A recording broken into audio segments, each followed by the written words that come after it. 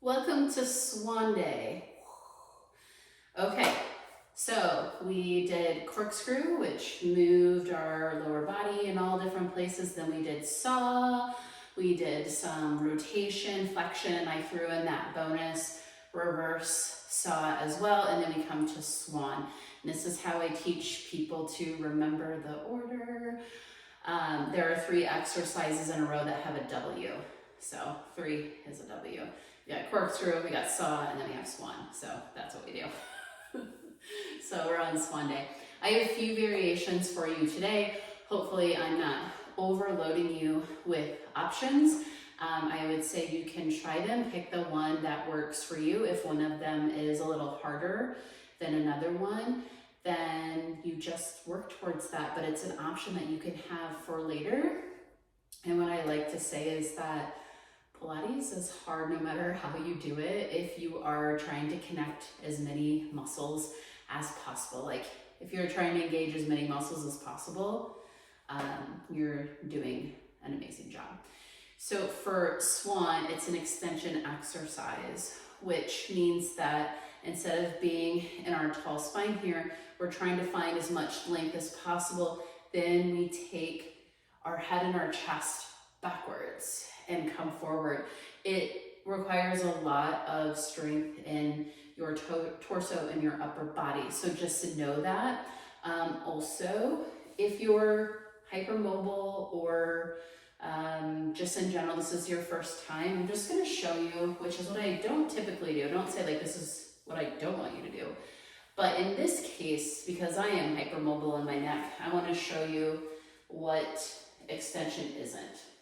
So when we're extending, we're trying to get long and we're trying to create like a really long, like C shape backwards.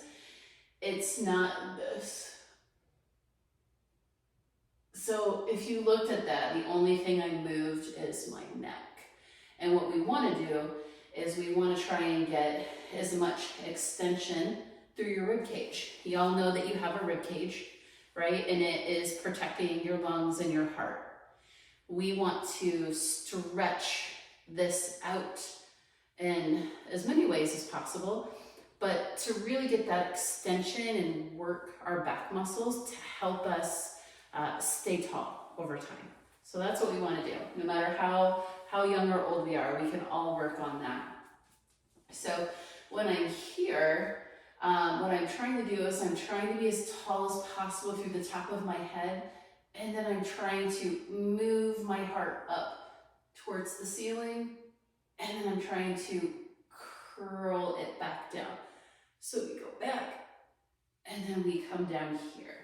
You can move your head with you if you want to, since I tend to, like you saw how like my neck can just drop back.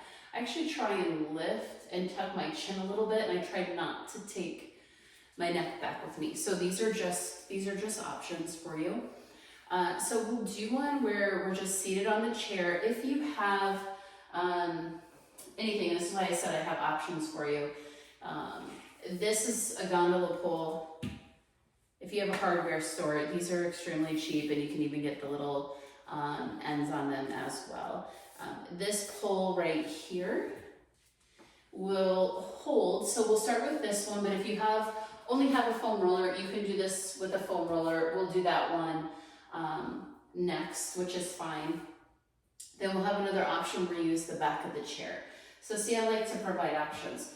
So let's hold your pole, and already if your legs aren't doing anything, they're just like, ooh, free day. No, we need to use our legs too. So if you have your ball, put your ball between your knees and reach your feet down.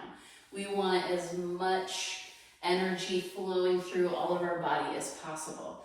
So you'll start your hands a little bit lower and bring the ball into you. And already my legs are like, ooh, can we have a break? No legs, let's do this. So reach your feet down and squeeze the ball with your legs, all right?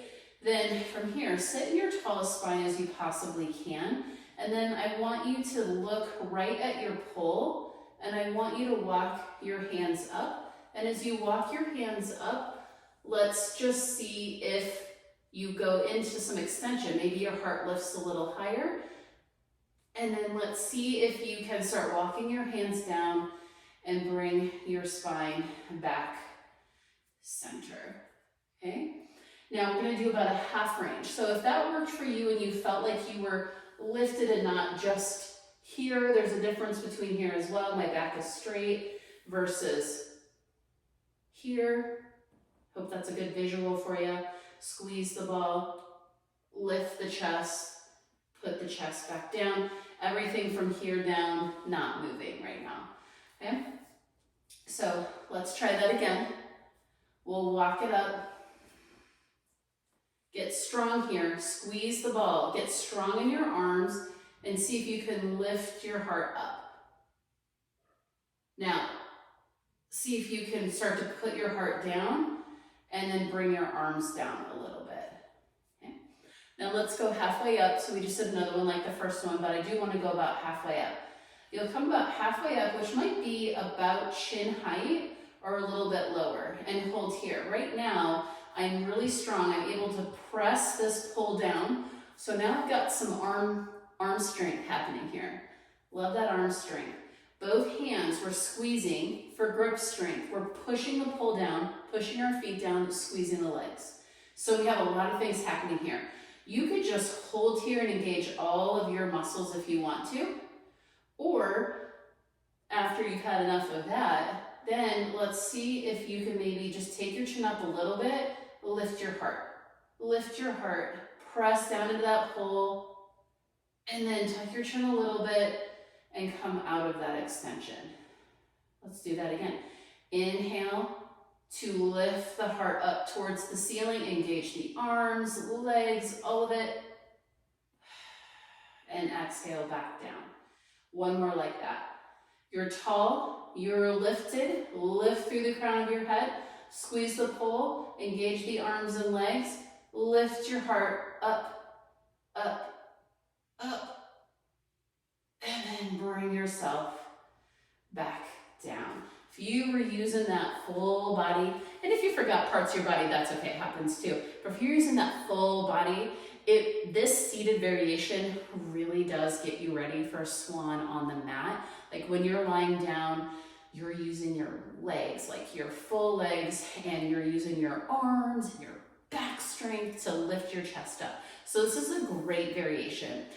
These pulls are not that expensive, so if you're someone who's going to be in a chair for quite some time, I do think it's a really good investment for a couple of different reasons. Some of them that I talked about, as I'm holding this pole, and I'm going to show you from the front here. So I'm holding this pole. So let's imagine I have the ball here. The grip strength of just really like holding this. And no matter where you do it, you can tighten your hands around and you can think about pulling this pull down. When you pull that pull down, hopefully, if you squeeze with the pinky side of your hand, you're gonna find some muscles that run all the way through your arm to your upper back. It really is that simple to get started, and it's that simple to be continuous with these muscle engagement pieces. So grip strength first, so you get to tighten, and then you push this pull down into the ground. Even if you push this pull down and think about getting taller in your spine, that's awesome work too. Lots of arm work there. Then you release a little bit, give yourself a little shrug. And don't forget to switch your hands too, because we will have a favorite position depending probably on whatever hand we write with. So as we reach here, then you can lift yourself as tall as possible to lift the chest and then bring it back down. And it's nice and sturdy. So grip strength, arm strength, back strength. This is really great. It's worth the investment, like I said, if you're going to be in a chair for a while. Okay, and then you can just put it like underneath your couch or something, right? Like you can put it just about anywhere.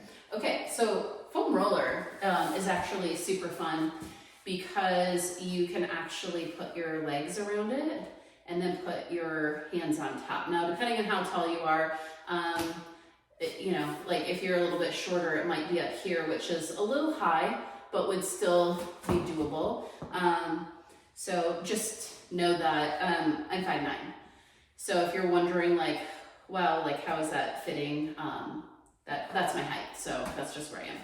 Okay, so I'm gonna squeeze the insides of my feet, and then I'm gonna squeeze this right here with my legs and place my hands on top. I'm gonna place one hand on top of another. You wanna know why? When we do Swan on the mat, this is one of the ways that I like to teach it. Hand on hand, and then we reach back. So we'll do the same thing right here. This is just like that exercise. Squeezing the foam roller with the legs, so you have engagement here. Press your hands down. Same kind of chest and back and arm strength here, okay? And don't forget to switch every once in a while, which might feel weird. I'm gonna switch. Press your arms down, a little bit of a lift of the elbow, but you're not like winging it out here. It's just maybe like a little platter here, almost like you're gonna hug someone. Squeeze the legs, squeeze the insides of the feet together. From here, we lift up, and again, we lift that chest. And we put the chest back down. I'm gonna do it from the side so you can see it there. I wanted you to see how I was holding this from the front, and I wanted you to see how I was holding my hands. So you'll take this, you'll line up the insides of the feet so that you can get your knees pressed into it, hand over hand. Okay, we're not winging it. We are trying to have the widest chest that we can. So wherever your arms need to be for that, that is where you're going to be. Okay, towards the front of the chair, because it's nicer that way. For me anyway. You do you, it's fine. Insides of the feet are together, and then pressing the legs together, sitting tall. Hand over hand, like I'm gonna like hug someone. Nice straight spine, or as straight as you can get it. Think about lifting through the top of your head, press down into the foam roller and squeeze it. Now we get to lift the heart up. Lift it, lift it, lift it, then slowly we tuck the chin just a little bit, and we bring your ribs back down into that straight spine. We'll do one more so that you can see it. Lifting up first, then you get a nice big inhale to lift, heart comes forward, up the wall, and then exhale and bring it all down into that nice tall spine. This is another great place for you. You can rest your hands and do a little bit more. We did this with our corkscrew, but just practicing moving those hips back and forth. So you can press your sits bones down and then lift up and then reach like your tailbone back behind you and then come straight. This is a really good place to practice that as well, because you have all of this engagement. You have a place for your hands too. It's like this really cool place for your hands. Okay, now, if you don't have either of those things, but you do have the back of your chair, you can do something a little bit similar. And this is going to be dependent on your chair as well. Depending on your chair, it might feel a little to like squeeze into it. So instead of squeezing together, you might just want to think about reaching your feet down. Whatever the height of your chair is, you're going to use it however you can. You're going to hold it whatever feels comfortable, that you can maybe get your palms down and try and get a little bit of a like a parallel, like a nice flat arm here. Same exact idea. We press down to lift up, press through the feet. A little bit harder if it doesn't feel great to squeeze here. Mine does not. And we lift up, we look up, and we take the chest back. And then we put it back down. So one more like that. Lift up and come back and take it back down. So all of these exercises, the way that I have my arms set up, they're meant to help you build back strength. They're meant to have you press down and think about, as you're pressing down, how wide can you get your shoulders? How wide can you get your back? So you get this wide chest, wide back, and then you press down and you use those muscles to lift up into that extension. Okay, this one was kind of a long video, but extension is extremely important, and so is using our back muscles and learning how to use them, and to not do this. We want to use this. We have all of this that we can just move about. So let's do it. Okay.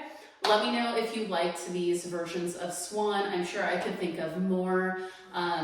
Again, these poles at a hardware shop are, I think this is a 5 foot, right? Because it's right here. So it's a 5 foot pole. And I think that is actually, I wouldn't go any, you could go shorter. This is probably 4 foot. I do like the idea that you could, if you wanted to, walk the arms up a little bit and think about pulling your arms down. But there's just like somewhere, at least for me, and if you're taller than me, you'll definitely want this pole. If you're shorter than me, a 4 foot pole is probably going to be absolutely fine. And to note, this is just a regular foam roller. This one is the medium weight. It doesn't tell me what it is. It is not the soft one that comes in pink and blue. This one's a little bit harder. It's a little bit steadier.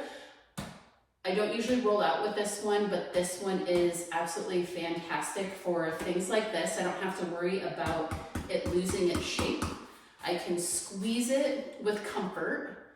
And if I'm doing the standing work, it's actually a really nice way to help balance if we're doing any of the standing work. So that's what I have going on there. Okay, and now I'm actually done chatting about Swan. Swan, I could chat about for hours. I love it. Everywhere, anywhere, all over the place, lots of swans. Let me know if you have any questions about this one.